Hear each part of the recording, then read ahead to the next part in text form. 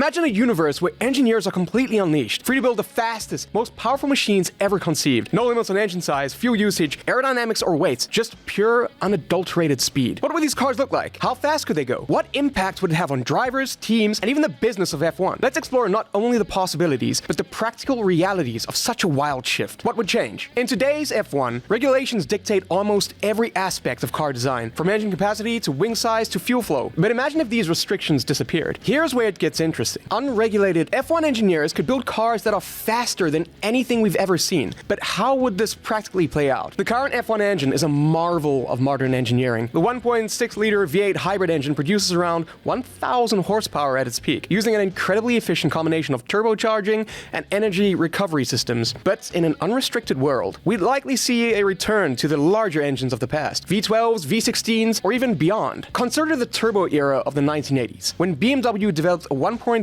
turbocharged engine that cranked out more than 1,400 horsepower in a qualifying trim. That was already insane power for such a small engine, and it only lasted for short bursts. If there were no restrictions, we could easily see modern turbo engines producing upwards of 2,000 horsepower consistently. In fact, in no rules F1, we might not even be limited to traditional gasoline engines anymore. Hybrid technology would still play a part, but without the tight restrictions on fuel flow and energy recovery systems. Teams could combine massive internal combustion engines with far more powerful electric motors. Current ERS systems in F1 add about 160 horsepower, but with no restrictions on battery size or power output, we could see hybrid systems contributing 300 to 500 extra horsepower. The natural evolution would likely bring back the V12s and V16s that dominated the sport in the past. In the 1990s, Ferrari's V12 engine produced around 850 horsepower, but with modern technology and no displacement restrictions, it's not unreasonable to think that a V12 could hit 2,000 horsepower. But what if we went even bigger? W16 or W24 engines, as seen in hypercars like a Bugatti Chiron, could push the boundaries even further. A W16 Bugatti Chiron engine already produces 1,500 horsepower. In a no-rules F1, these engines could easily be modified to produce 3,000 horsepower or more. Turbocharging would also become a wild frontier in a no-rules F1. Right now, turbo pressures are limited, but in a world without regulations, engineers could crank up the boost to ridiculous levels. Current F1 turbochargers run at around 3.5 bar, 50 psi pressure. Without limits, we could see turbochargers operating at 6 bar, which is 87 psi or more, further increasing engine power. And why stop at just turbocharging? Twin charging setups, which combine turbocharging and supercharging, could become the norm, giving engines instant throttle response and more power across the rev range. Twin-charged engines would likely produce well over 3,000 horsepower, easily surpassing anything we've seen on a racetrack. But all that power comes at a cost: heat. Keeping these massive engines cool would require advances in cooling technology, including more efficient liquid cooling systems, perhaps even active cooling through bodywork design, specifically to dissipate heat. Materials like graphene, which are incredibly strong and have excellent heat dissipation properties, could play a significant role in managing these powerful engines. Current F1 regulations impose strict limits on fuel flow and total fuel usage during a race, with cars limited to 110 kgs of fuel. But in a no-rules F1, efficiency would no longer be a priority. Raw power would take precedence. Without fuel restrictions, we'd likely see the return of refueling during races. Refueling was banned in 2010 to improve safety and lower costs, but in a world where speed is the only priority, teams would be free to run their cars at maximum power for the entire race. This would allow cars to extract every last ounce of performance from their engines, potentially pushing them to produce 3,000 horsepower or more. Refueling could also change race strategy dramatically. Pit stops would once again become a critical part of the race, as teams would need to balance fuel loads with tire wear and car setup. In the past, refueling added an extra layer of complexity to a race strategy, with teams gambling on fuel stops to gain an advantage. In a no-rules world, we could also see experimentation with alternative fuels. Hydrogen-powered engines,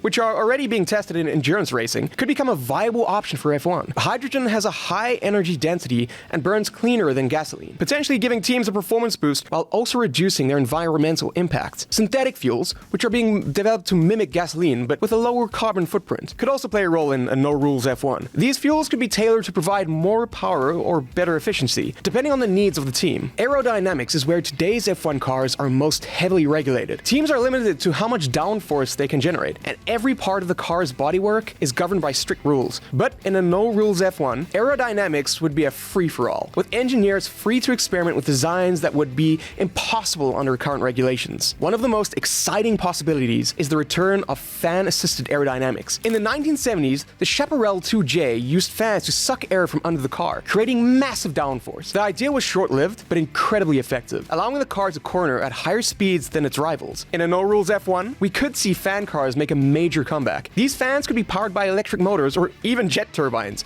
creating downforce at low speeds and allowing the car to corner at incredible speeds. Current F1 cars generate around 4 to 5 G of lateral force in corners, but with fan-assisted downforce, we could see forces reach 10 G or more, twice what drivers currently experience. Active aerodynamics would also make a return. In today's F1, we have the DRS, which allows cars to reduce drag on straights to increase top speed. But in a no-rules world, teams could take this concept much further. Imagine wings and body panels that dynamically adjust during the race, optimizing the car's aerodynamics for every corner, straight, and braking zone. These shape-shifting cars could reduce drag on the straights, then switch to maximum downforce settings in the corners, giving the car unparalleled grip and speed. In fact, some experimental aircraft already use flexible wings to optimize airflow during flight, so it's not far-fetched to imagine F1 cars using similar technology. With no limits on aerodynamic design, engineers could also experiment with entirely new concepts. Ground effect, banned in the 1980s, could return in a big way, allowing cars to use the airflow under the car to create massive amounts of downforce. Combined with fan-assisted aerodynamics and active aero, these cars would have more grip than ever before. Tires would become the most critical factor in a no-rules F1. Current F1 tires are designed to handle around 45 G of lateral force, but with fan-assisted downforce and advanced aerodynamics, tires would need to withstand forces of 10 G or more. To cope with these forces, the manufacturers would need to develop new compounds that can withstand extreme temperatures and pressures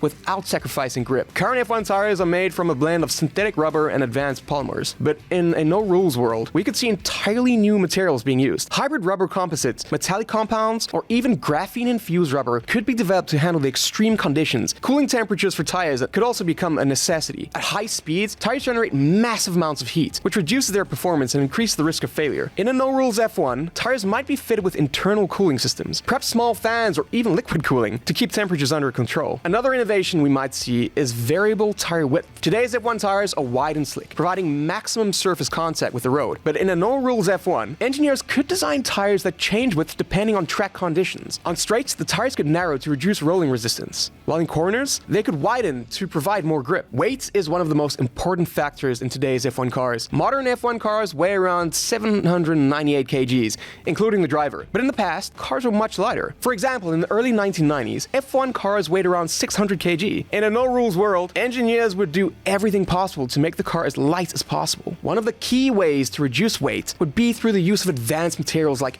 graphene and carbon nanotubes. Graphene is an incredibly strong, lightweight material that can replace traditional carbon fiber in many parts of the car. It's 200 times stronger than steel, but incredibly thin, making it ideal for reducing the weights of critical components. Carbon nanotubes, which are even stronger than graphene, could also play a role in creating lighter, stronger chassis and suspension systems. These materials could allow engineers to shave off hundreds of kilograms, potentially reducing the car's weight to under 500 kg. Of course, reducing weights comes with trade-offs. In today's F1, safety is a top priority, with cars designed to withstand massive impacts. But in a no-rules world, the focus would shift to speed, potentially at the cost of safety. Engineers might strip away non-essential safety features like roll bars or even crash structures to save weight. In some cases, we could see new safety systems designed to minimize weight without sacrificing driver protection. For example, graphene-based safety cells could provide the same level of protection as current materials while being significantly lighter. One of the most critical questions in a no-rules F1 is whether the human body could withstand the incredible forces generated by these cars. Today's F1 drivers already endure up to 5 G in corners and during braking, but in a no-rules world, they could face forces of 8 G or more, similar to what fighter pilots experience in high-speed maneuvers. At these extreme forces, drivers would experience significant physical strain. The neck, back, and internal organs would be under constant pressure, making it difficult to maintain focus and control of the car. In fact, fighter pilots wear G-suits to help prevent blood pooling in their legs during high-G maneuvers, and we might see similar technology adapted for F1 drivers. Even with G-suits, the physical toll on drivers would be immense. Sustaining 8 G for an entire race could lead to long-term health issues, including brain damage, heart problems, and other injuries. Drivers would need to undergo intense physical training just to cope with the forces involved. It's not just about physical strength, though mental endurance would also become a key factor. At speeds over 400 kilometers an hour, drivers would have almost no time to react to changes on the track. A typical F1 driver's reaction time is around 0.2 seconds, but in a no-rules world, they'd need to be even quicker. Driver training would likely include not only physical fitness,